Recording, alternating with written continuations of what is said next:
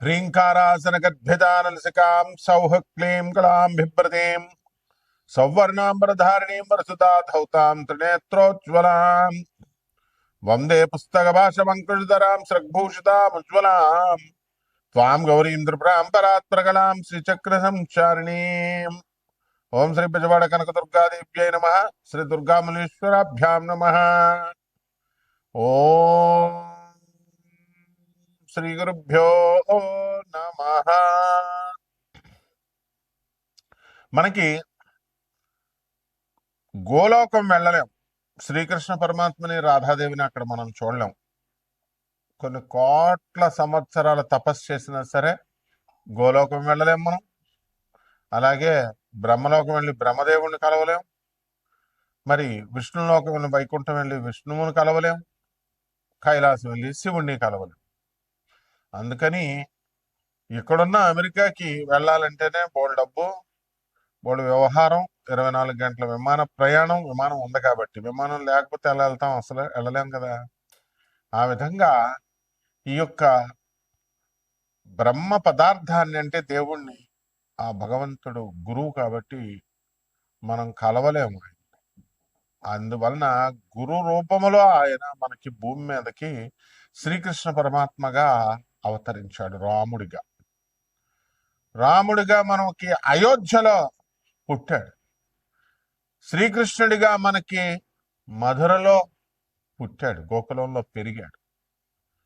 ఇంత క్లియర్ కట్గా మనకు అయోధ్యలో మనం గుడి కట్టుకుంటున్నాం, భక్తులు వెళ్తున్నారు, రామనామ జపం చేస్తున్నారు, ఇక్కడ కృష్ణనామ జపం చేస్తున్నాం మనం. భూమి మీదే ఉన్నటువంటి బృందావనంలో రాధాకృష్ణుల మీటింగ్ పాయింట్, లవర్స్ స్పాట్, వాళ్ళిద్దరు కూడా నిధివనంలో కలిసేవారు. ఇవన్నీ కూడా వాటికి సింబాలిక్ రిప్రజెంటేషన్స్ గా మనకి ఇప్పటికి కూడా మనకి ఈ నిధివనము, ఈ బృందావనము ఇవన్నీ ఉన్నాయి. మరి చక్కగా అసలు భగవంతుణ్ణి మనం కలవలేను కాబట్టే ఆయన మన మీద ఎంతో కరుణతో భూలోకానికి వచ్చి రాముడిగా కృష్ణుడిగా మనకి బోధించి, ఇలా మానవుడు ఇలా బ్రతకాలని రాముడిగా చూపించి వెళ్తే మనమేం చేస్తున్నామండి? మనము పనికిమాలిన కథలు చెప్తున్నారు. మైథలాజికల్ స్టోరీస్ అంటాడు ఒకడు. రామాయణం అది కావ్యం ఎవరో రాసేశారు, వాల్మీకి రాశాడు.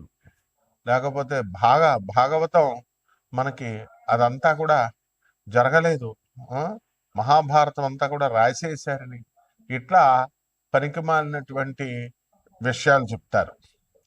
మరి అటువంటి స్వామివారు సాక్షాత్తు మనల్ని జ్ఞానబోధ చేయడానికి భూమి మీదకి వస్తే మైథలాజికల్ స్టోరీ అంటున్నాము. రాముణ్ణి, కృష్ణుడి యొక్క అస్తిత్వాన్ని ప్రశ్నించే విధంగా మరి ఆ కావ్యమే తప్పు, ఆ కావ్యమే రామాయణ కావ్యమే మైథలాజికల్ స్టోరీ, అది పురాణాలన్నీ కల్పితాలంటే రాముడు కృష్ణుడు కల్పితాలనా? మరి ఏమైపోయారు? మరి ఇక్కడ మనకి కృష్ణుడు పుట్టాడు కదా, మరి మధురలో రాముడు పుట్టాడు అయోధ్యలో. మరి ఇవన్నీ ఎందుకు చేస్తున్నాం మనం? అంత రామనామ మంత్రం, కొన్ని వేల సంవత్సరాల నుంచి రామ మంత్రాన్ని జపం చేస్తున్నాం. కొన్ని లక్షల సంవత్సరాల నుంచి తారక మంత్రం మనం జపం చేస్తున్నాం. మరి మామూలు మధ్యలో వచ్చినటువంటి వాళ్ళు ఇప్పుడు వాళ్ళందరి పేర్లు మనం జపం చేస్తామా? కొద్ది కాలం ఉంటుంది, వాళ్ళది అదృశ్యమైపోతుంది. అంటే దీన్ని బట్టే మనకి అర్థం అవుతుంది అనమాట. కాబట్టి గురుమండలం మనం సంతోషించాలి. మనతో కాంటెంపరీస్ గా ఉన్నారు, మన భూమి మీద కాలు పెట్టారు. అసలు మనం బ్రహ్మలోకానికి గెంటేస్తారు మనం రాని. అటువంటిది మన భూమి మీద ఆయన స్వామివారితో మనం ఉన్నాము అనే కృతజ్ఞతాభావంతో వారు చెప్పినటువంటివన్నీ కూడా నేర్చుకుని మనం ఆదర్శవంతంగా బ్రతకాలి. ఇది గురుమండల వ్యవస్థ బాగున్న వాళ్ళకి అర్థమవుతుంది. ఇక్కడ ఏంటంటే జాతక శాస్త్రంలో గురుడు శుక్రుడు ఇద్దరు కూడా మరి గురువులుగా పరిగణించబడ్డారు. గురువేమో బృహస్పతి దేవతల గురువయ్యాడు. మరి శుక్రాచార్యుల వారు రాక్షసుల గురువయ్యాడు. మొట్టమొదటిగా పాపం దేవతల గురువు కావాలనుకున్నాడు, అదృష్టం కలిసి రాలేదు.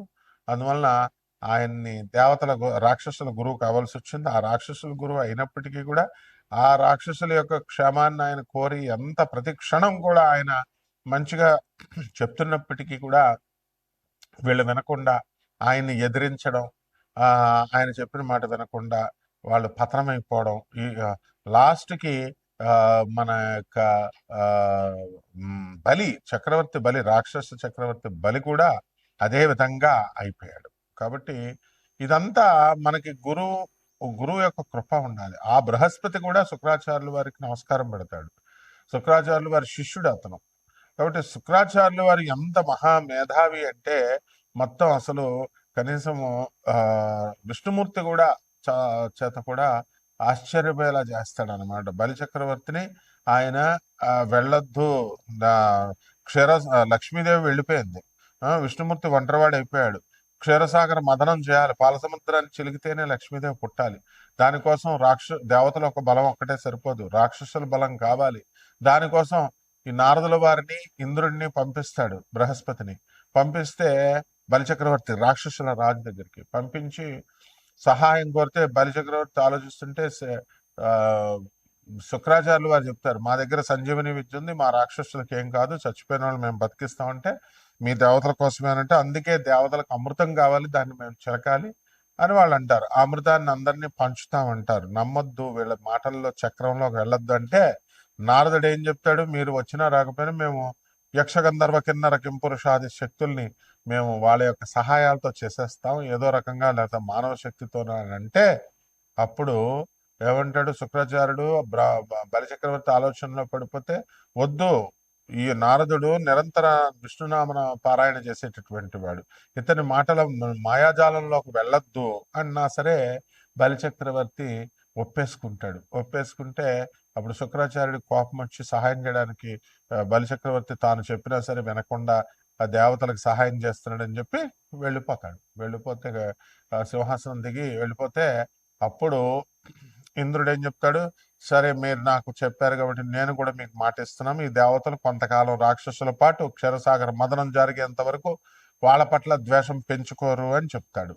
చెప్పిన తర్వాత ఈ యొక్క నారదుల వారు అందరూ సంతోషించి వెళ్ళిపోతుంటే అప్పుడు విష్ణుమూర్తి దగ్గరికి వెళ్ళి విజయం సాధించామని చెబితే విష్ణువు ఎంత కరుణామయుడో చూడండి. ఆయన ఏమంటాడు, శుక్రాచార్యులు వారి గురువుని ఎదిరించాడు బలిచక్రవర్తి, అందువలన గురువుని ఎదిరించిన తర్వాత ఇంక నువ్వు అది సక్సెస్ కాదు, నేను అసలు ఈ క్షీరసాగర మదనం చేయగలను చేయలేను, అది సక్సెస్ అవుతుందో అవ్వలేదో, అవాంతరాలు వస్తాయి. గురువు ముందు బలిచక్రవర్తి శుక్రాచార్యుని ప్రసన్నం చేసుకోవాలా, శరణ వేడాలి, అప్పుడు మాత్రమే మీకు వస్తుంది అని చెప్తాడు.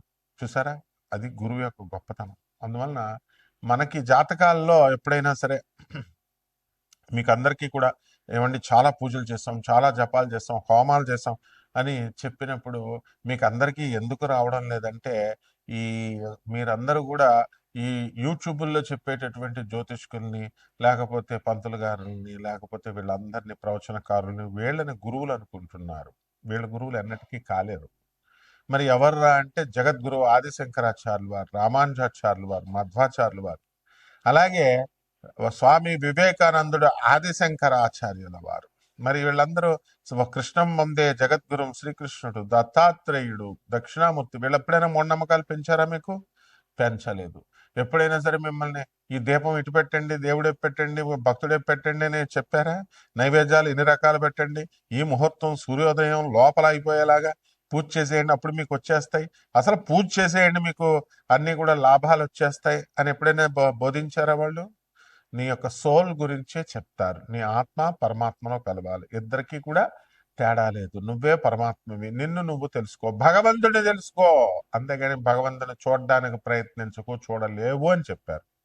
మరి అందువల్లనే ఇవన్నీ కల్పితాలు కాదు, వేదఘోష అంతా కూడా శాశ్వతమైనటువంటిది, స్వయం జనితమైనటువంటిది. కాబట్టి ఇది తెలుసుకున్నప్పుడే మీకు పూజలు ఎన్ని పూజలు చేసినా ఎన్ని నోములు చేసినా సక్సెస్ అవుతాయి. కాబట్టి మీ యొక్క ద్వాదశ రాశుల వారి మీద కూడా ఈ యొక్క గురు యొక్క శుక్రు యొక్క ప్రభావము ఎలా ఉంటుందో మనం చెప్దాం. మరి ఇటువంటి జ్ఞానం కావాలి మీకు, జాతకాల్లో మీకు కలిసి రావట్లేదంటే మీ పర్సనల్ చార్ట్ని చూడాల్సినటువంటి అవసరం ఉంటుంది. కాబట్టి మీ డేట్ ఆఫ్ బర్త్ని, టైంని, ప్లేస్ ఆఫ్ బర్త్ని కూడా మీరందరూ కూడా వాట్సాప్ ద్వారా మాకు పంపించాలి. అంతేగాని ఊరికనే ఫోన్లు చేస్తే వచ్చేస్తుందమ్మా, ఫోన్లో ఫోన్ నెంబర్లు పోతాయి, మేము చూడలేం. అప్పుడు మాకు ఖాళీ ఉన్నప్పుడు మేము చేయగలుగుతాము. అండ్ నాన్ కమర్షియల్ బేసిస్తో మేము చెప్పడం జరుగుతుంది. కాబట్టి అమెరికన్ టెక్నాలజీ, మోడర్న్ టెక్నాలజీతో, నాసా రిపోర్ట్స్తో చూసి, లైవ్ రిపోర్ట్స్తో చూసి ఈ యొక్క ప్రాచీన జ్యోతిష శాస్త్రాన్ని మా ఆధునికమైనటువంటి మోడర్న్ ఆస్ట్రాలజీని రెండింటిని కలిపి బ్లెండ్ చేసి చెప్పడం జరుగుతుంది. కాబట్టి ఈ ద్వాదశ రాశుల వారి మీద ఈ గురు శుక్రుల యొక్క ప్రభావం ఏ విధంగా ఉంటుంది, దానివల్ల మనకి ఏ ఫలితాలు వస్తాయో మనం ఈ 2026 సంవత్సరంలో మనం తెలుసుకుందాం. మకర రాశి. ఈ మకర రాశి వారికి అందరికీ కూడా భార్యాభర్తల మధ్య కొట్లాటలు జరుగుతున్నాయి. అన్యోన్యత లోపము కొంచెం ఉంది. మిస్అండర్స్టాండింగ్స్ ఇవన్నీ కూడా వచ్చినాయి. అయితే ఈ యొక్క మకర రాశి వారికి అందరికీ కూడా కొన్ని పనుల్లో విఘ్నాలు కలుగుతూ ఉన్నాయి. అటువంటి అన్నీ కూడా దాటుకుని మీరంతా కూడా ముందుకు వెళ్తారు వ్యాపారాల్లో. అలాగే సక్సెస్ఫుల్గా మీరు వ్యాపారాలు చేయడం అనేటటువంటిది ఉంటుంది.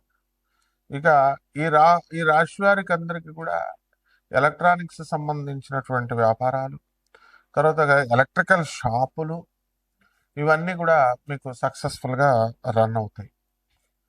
అయితే హోటళ్ళ వ్యాపారము, బట్టల వ్యాపారము, ఇటువంటి వ్యాపారాలన్నీ కూడా మంచిగా మీకు ముందుకు వెళ్ళడం అనేటటువంటివి జరుగుతాయి. హ్యాచరీస్, కోళ్ళ వ్యాపారాలు, పౌల్ట్రీ ఫారాలు ఇవి చేస్తున్నటువంటి వాళ్ళు కూడా మంచి లాభాల్లోకి మీరు వెళ్ళడం అనేటటువంటివి జరుగుతాయి.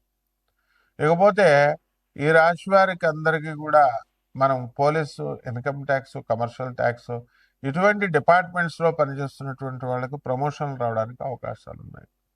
ఇల్లు లేనటువంటి వాళ్ళు ఇల్లు కట్టారు, ఇకపోతే రేపు జూన్ 2 తర్వాత కూడా కడతారు. అయితే ఎంత కట్టినప్పటికీ కూడా మనశ్శాంతి ఉండదు, అష్టమ కేతుగ్రహ ప్రభావం.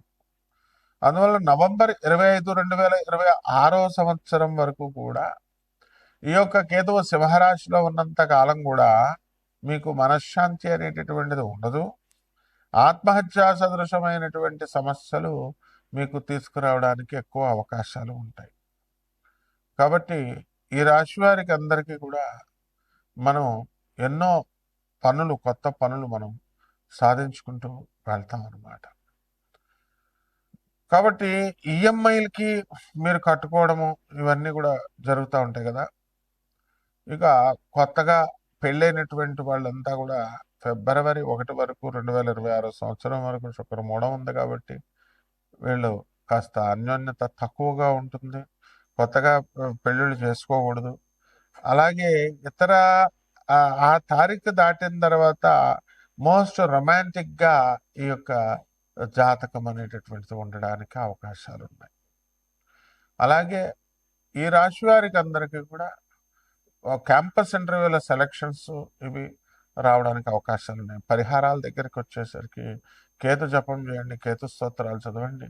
కేతువుకి కిలోంపావు ఉలవల్ని ఆవుపేట రంగు ఉన్నటువంటి వస్త్రాలను ఇచ్చి పేద బ్రాహ్మణులకి సోమవారం నాడు ఉదయం 7 గంటలకు దానం చేసుకోండి. అలాగే దశమహావిద్యల్లో ఒకటైనటువంటి ధూమావతి అమ్మవారి యొక్క మంత్రజపాన్ని, అనుష్ఠానాన్ని మీరు చేసుకోవడం ద్వారా బ్రహ్మాండంగా ఉంటుంది. శుభమస్తు.